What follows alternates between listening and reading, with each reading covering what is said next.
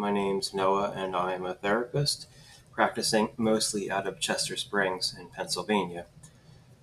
I have a master's degree from Bryn Mawr College's Graduate School of Social Work, and I'm a clinical social worker licensed here in Pennsylvania and a handful of other states.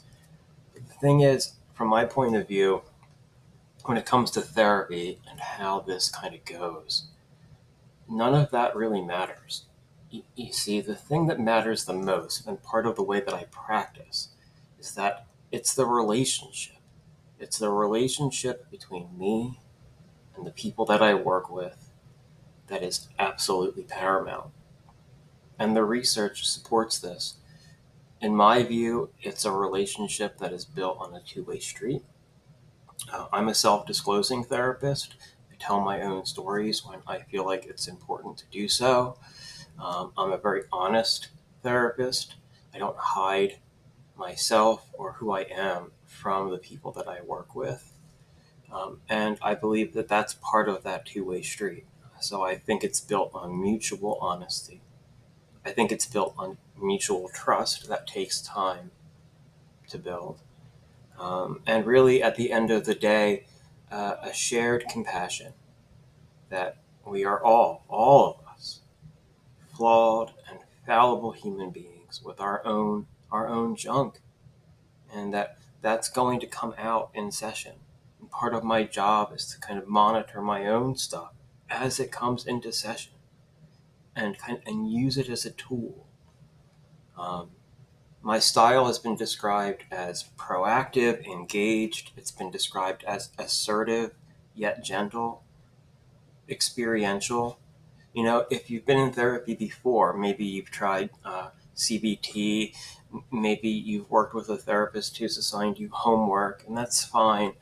Maybe you've done that whole identify triggers and develop coping mechanisms thing, right? And that can work for some people to some degree. The work that I do is much more grounded in experience in the room between me and the people that I work with.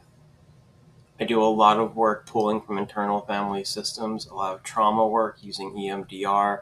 These are methods that really, the change, the healing takes place in the space as the person that I'm working with experiences the therapy. I'm a very trauma-oriented therapist. I, I see a lot of folks for very serious, complex trauma. And I also see folks who are traumatized from single event. I try to look at a lot of the therapy, maybe most of the therapy that I do through a trauma-informed lens, as well as considering grief and loss. These frameworks, I think, apply to all of us now. The culture that we live in is sick.